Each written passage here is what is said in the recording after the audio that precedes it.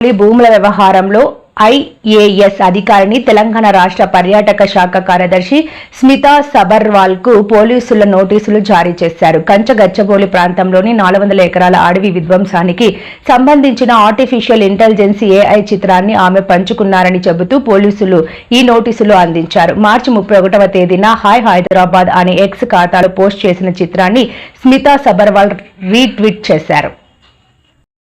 కంచగచ్చిబౌలి భూముల